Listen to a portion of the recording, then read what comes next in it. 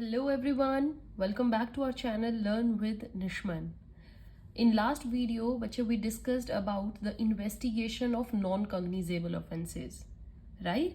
And today we will do investigation of cognizable case. Cognizable case I told you in last video. आप वहाँ पे जाके देखिएगा cognizable offense की definition proper क्या है, right? And today we will see how the investigation goes on these cases. CRPC we are doing the Code of Criminal Procedure. Investigation of cognizable cases come under the section 156.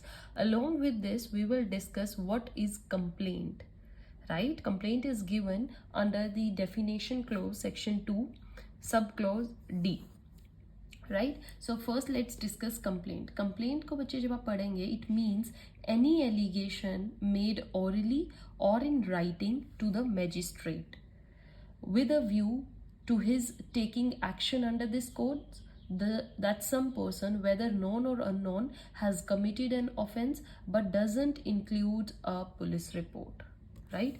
जो complaint है बच्चे it does not include police report. अब जो मैंने पहले बातें बोली है वो आपको इजीली समझ में आ गया होगा. रिटर्न में या ओरल में आप कोई एलिगेशन लगाते हैं और चाहते हैं कि मैजिस्ट्रेट उस नोन या अननोन पर्सन को जिसने ऑफेंस किया है उसको सजा मिले, that is very easy. But focus हम आज करेंगे इस बात पर, doesn't include a police report.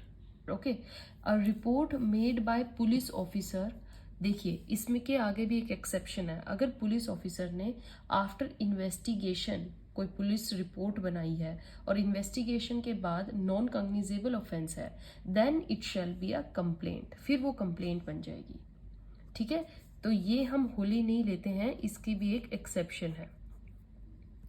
Here when started with cognizable offence and then declared a non cognizable, तो वो जो कॉग्निजेंस है would be taken under the complaint. और कंप्लेंट जब कॉग्निजेंस ली जाती है वो 190 क्लोज 1 क्लोज ए में ली जाती है थ्रू अ कंप्लेंट, राइट? तो that is the a complaint. Complaint में हम एक्चुअल पुलिस रिपोर्ट नहीं लेते हैं, but if after investigation non cognizable offence का पता लगता है तो वो जो कंप्लेंट है वो हमारी कंप्लेंट कैटेगरी में आ जाएगी. Now FIR by chance registered हुई है, FIR, उसके बाद इन्वेस्टिगेशन चल रही है. इन्वेस्टिगेशन के बाद पुलिस रिपोर्ट बनती है जिसमें नॉन कॉग्निजेबल ऑफेंस का पता लगता है.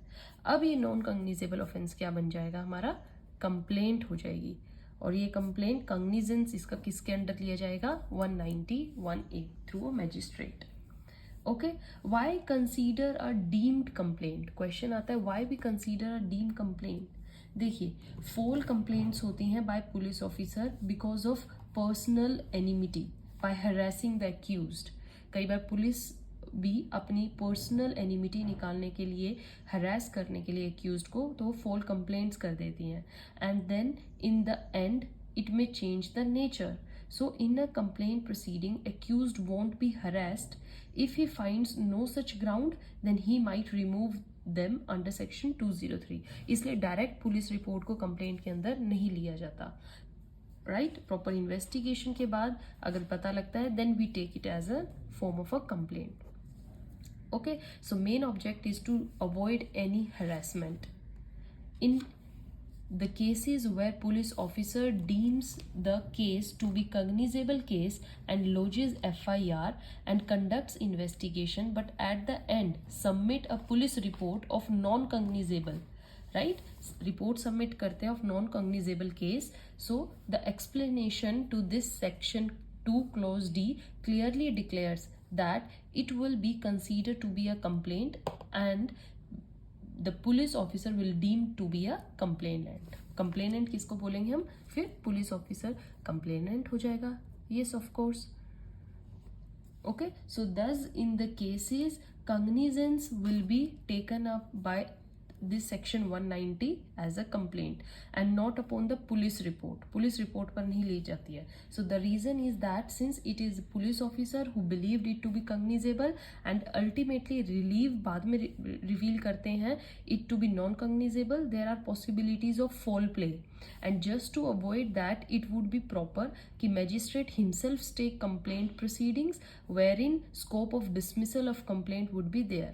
मतलब एक स्कोप रहेगा कि वो डिसमिस भी कर सकते हैं कंप्लेंट को, क्योंकि पुलिस जो होती है बच्चे अपनी पर्सनल ग्रजेस, पर्सनल हरास करने के लिए किसी को वो इस चीज़ का सहारा ले सकते हैं, इसलिए इसको सबसे पहले कंप्लेंट कैटेगरी में ही डाला गया है. ओके तो फिर magistrate himself take complaint proceedings, जहाँ पर एक स्कोप मिल जाएगी डिसमिसल की. If the case does not have any substance in it, it will be dismissed and thus any further harassment to the accused can be avoided. Right? Now come to the section 156. 156 क्या बताता है? Investigation of cognizable case. Investigate without magistrate orders.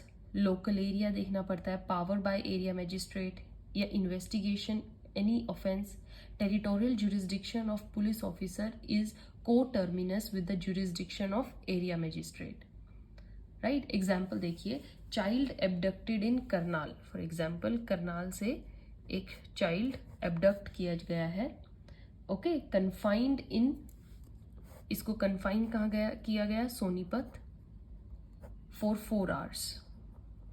Then at home in Delhi. फिर कुछ time के लिए इसको घर पे रखा गया दिल्ली. तो यहाँ से देखा है करनाल से इंसिडेंट हुआ, सोनीपत में रखा गया, फिर दिल्ली में रखा गया. सो जनरल रूल क्या हुआ? Should be at the cause of action. हमारा यही होता है कि जहाँ पर भी एक्शन कोज हुआ है वहीं पर ही कंप्लेंट फाइल हो. बट कैन, अब इशू क्वेश्चन क्या होता है? Can judicial magistrate try it at Sonipat और at Delhi? If yes, then police station also has jurisdiction. Okay, आप हम जब चैप्टर 13 करेंगे तो वहां पर देखेंगे section 181 clause to allows jurisdiction to place where kidnapped या कन्वीड, कंसील किया गया, डिटेन किया गया. Therefore all have jurisdiction. वो सारे प्लेसेस को जुरिस्डिक्शन है. सिंस यहाँ पर यहाँ पर दिल्ली में judicial magistrate has power, so police station can also tries this case. जहाँ जुडिशियल मैजिस्ट्रेट की पावर के साथ साथ पुलिस स्टेशन की भी पावर होती है बच्चे. ओके, दीज आर को टर्मिनस. तो अगर दिल्ली में है ये पावर तो पुलिस स्टेशन वालों को भी ये पावर होगी. और किडनैपिंग के केस में वो हर प्लेस जुरिस्डिक्शन के दायरे में आता है जहाँ जहाँ पर डिटेन किया गया है, जहाँ जहाँ पर कन्फाइन किया गया. Okay, so it has been widened. Area magistrate is competent under section this 181 clause 2 में given है.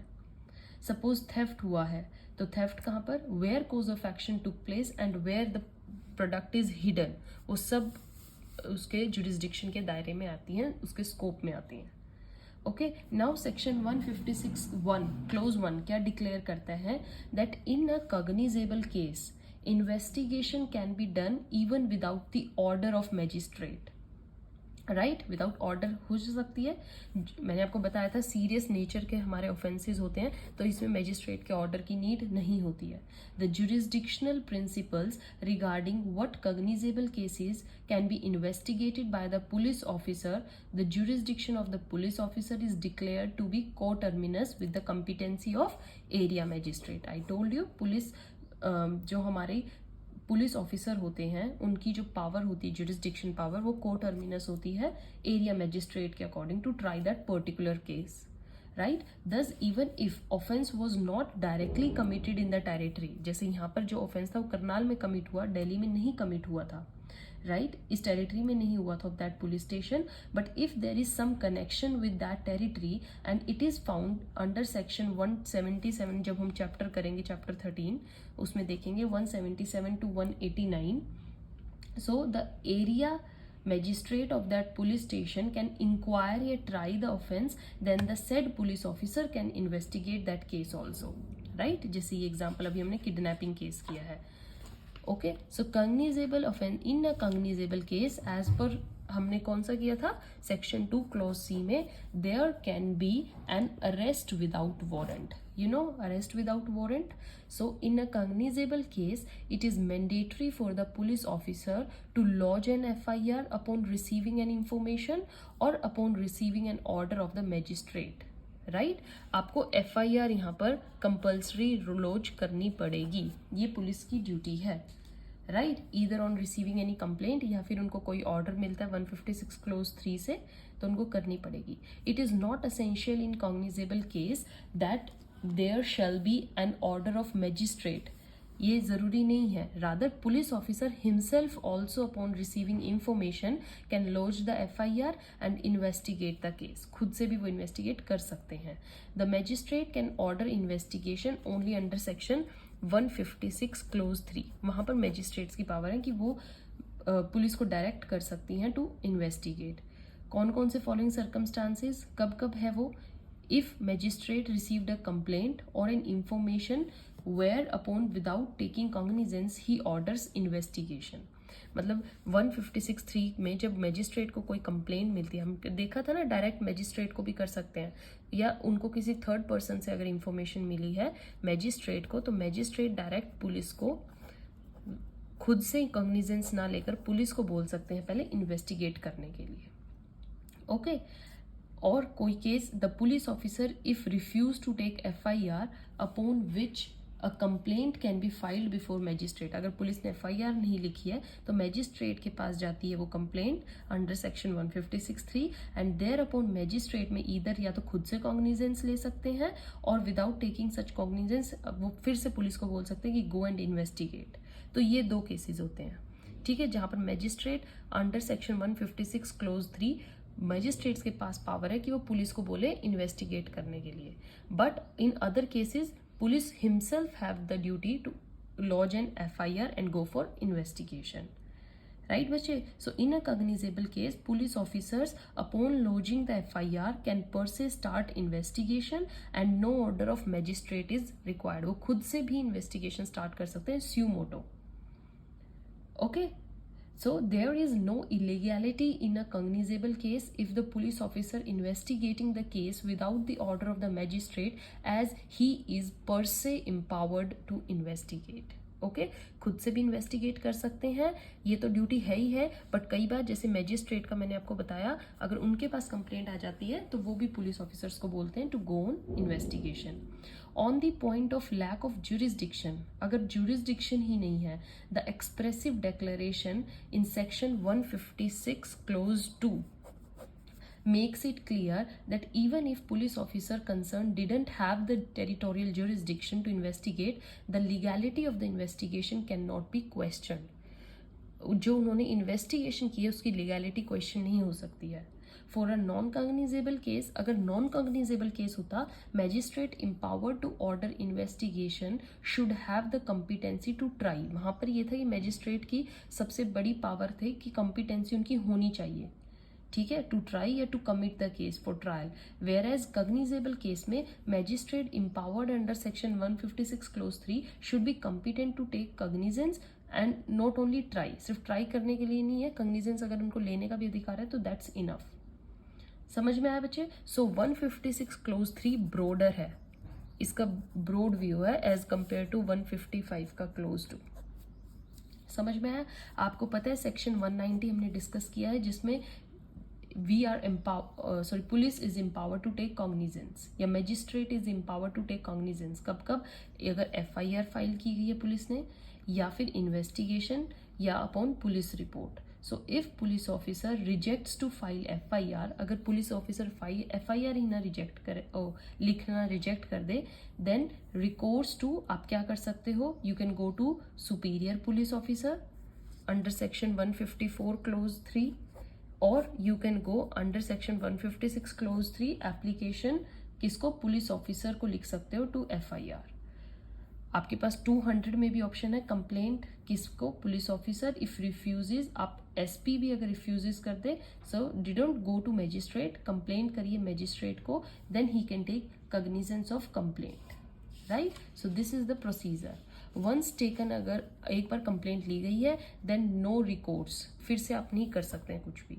Victim went directly to judicial magistrate instant of cognizance order. तो यहाँ पर ये क्या हुआ, अंडर सेक्शन 156 क्लोज 3 पे मैजिस्ट्रेट पुलिस को बोलेगा कि first take an FIR.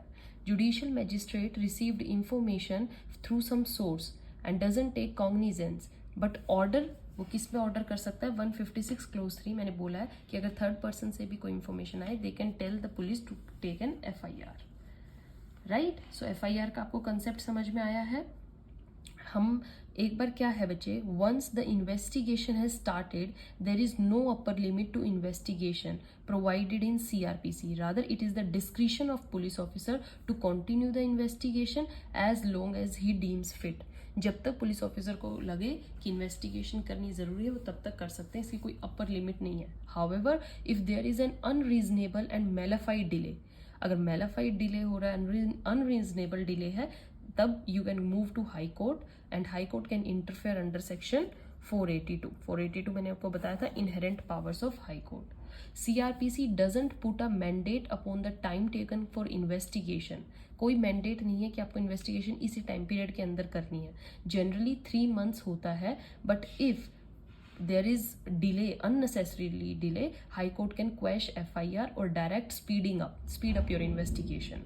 So the executive and judiciary shall function in their respective domain and judiciary shall not unnecessarily interfere in investigation process. Yes, executive का काम है उनको करने दीजिए, बट अगर लग रहा है कि वो unnecessary delay करते हैं then judiciary should come and play their role.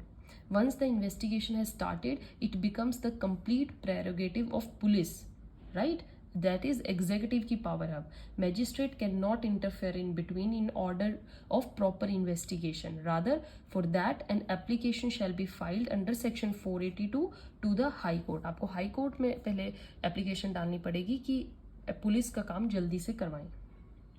Right now stand has changed. One can pass the order when there is no investigation, या आपको लगता है improper investigation है तो कुछ cases ऐसा है जिसके बाद ये stand change हो गया.